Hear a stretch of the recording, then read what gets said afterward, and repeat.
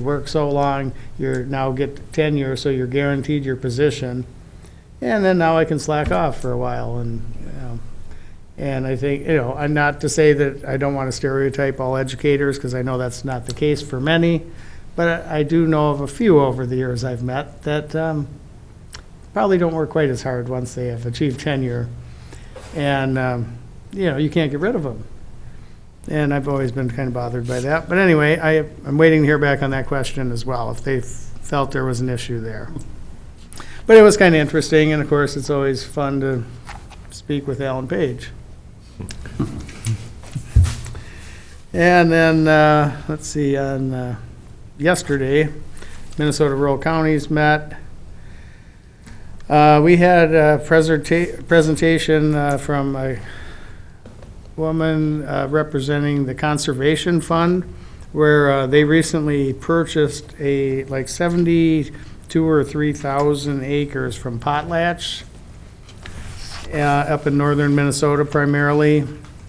And, commissioners were concerned, like, they're thinking of this like when DNR gets land, or Pheasants Forever, or whoever, some group that, now what's going to happen? Are we going to continue to get tax money, or, where does that leave us? Well, this group at least does intend to pay property taxes at the assessed rate for as long as they own the property. So that's a plus. So we figured that's better than some of them where they want to basically be exempt, and you have to settle for PILT or something, which maybe doesn't always match up with the assessed value. And then they talked about, in some cases, they were making some land swaps to either acquire, different property that was more advantageous, and kind of, in one case, like they traded for some wetlands in St. Louis County, that whoever they were trading with set up a wetland bank, and then was, of course, selling credits for wetland projects and whatnot. And I thought, and I, of course, inquired, well, how much were those wetland credits going for? But they didn't get me an answer yet, so I'm waiting to hear back on that. But anyway, that was kind of interesting. But they said that their goal was basically, within 10 years, they were hoping to somehow transfer ownership into some other public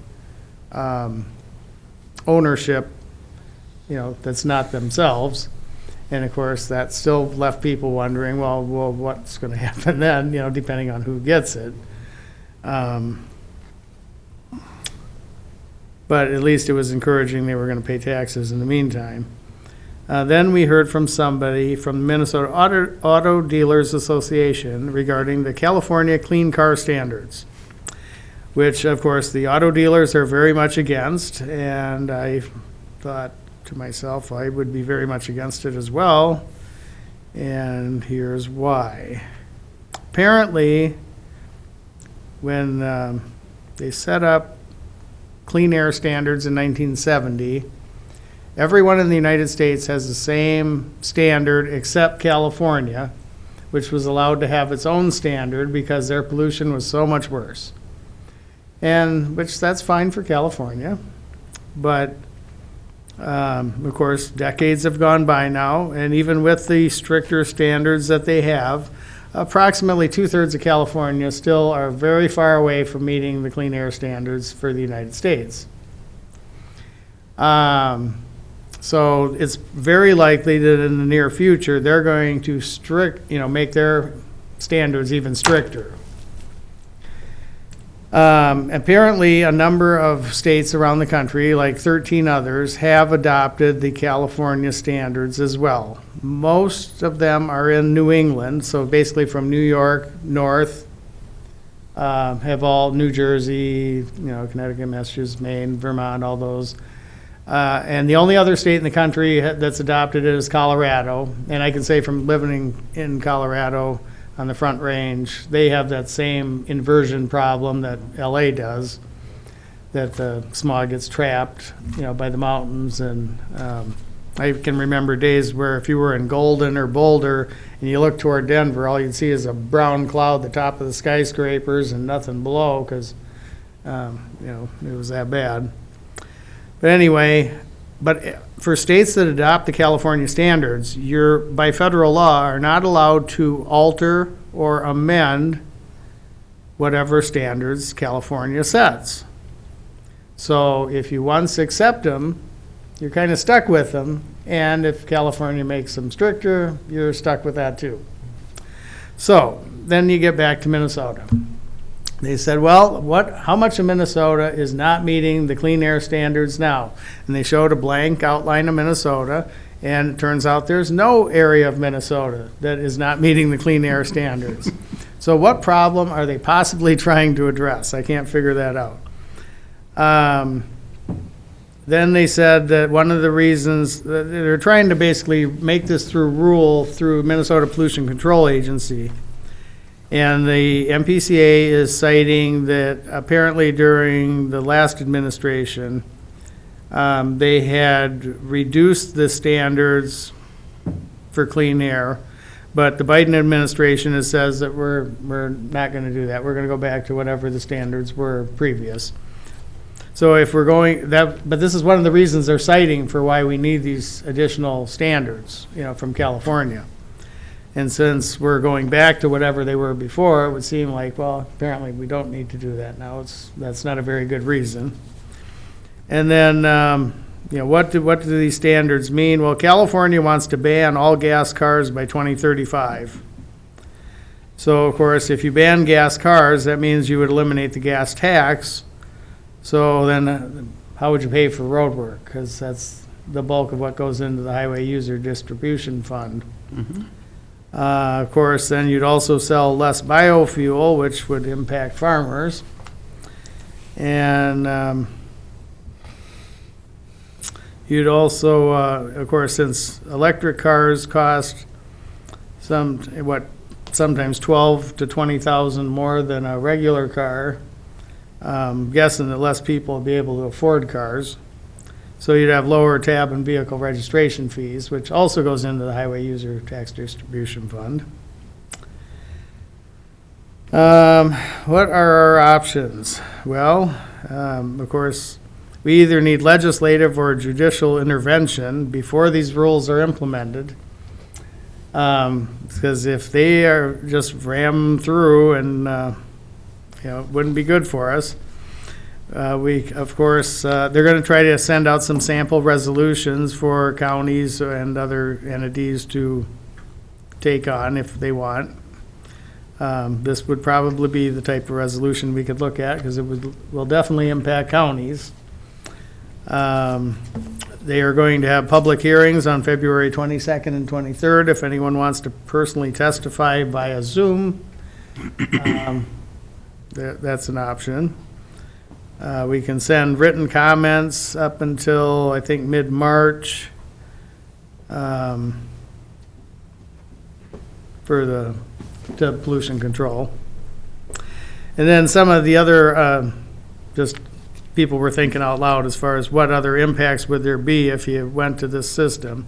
Of course, what would happen if you lost all your gas stations and convenience stores? That'd be a lot of loss of jobs. And of course, there's the disposal of the batteries. Oh, and by the way, the batteries can cost $8,000 to $20,000 each.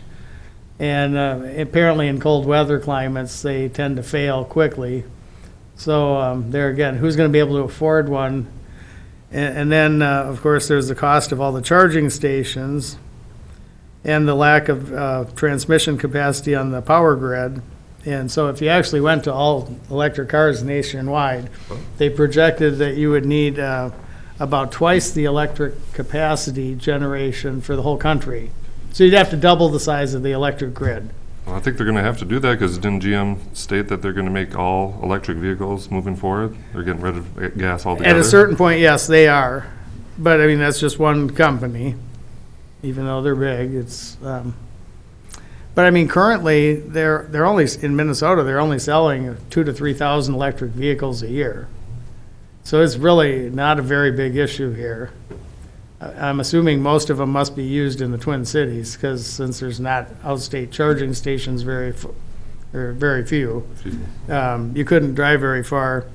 And they gave examples of like, say, for somebody making a long trip, which most of us would have to at some point since we live out, in the rural areas.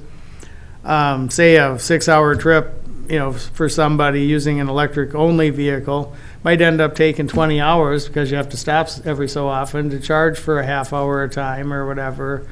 And then keep If they're driving a Tesla S, but the other Tesla model that's $30,000 has like 18-hour charge, that you can drive on. So maybe they're cherry picking which models they're looking at for might this be the data. best model that has the slowest charge time. But I mean, to me, it's going to get to the point where either travel's not even feasible because it takes too long, and plus it'll be so expensive nobody can afford it. And then plus, I read an article in the Tribune Saturday that said not only will this apply to cars, but by 2050 they want it to apply to ag and commercial vehicles as well. Well, think of what it costs for a combine or a tractor now. Imagine what an electric one would cost and what the limitations of that would be. Electric motor grader would be Right. significantly higher also. Oh, yes.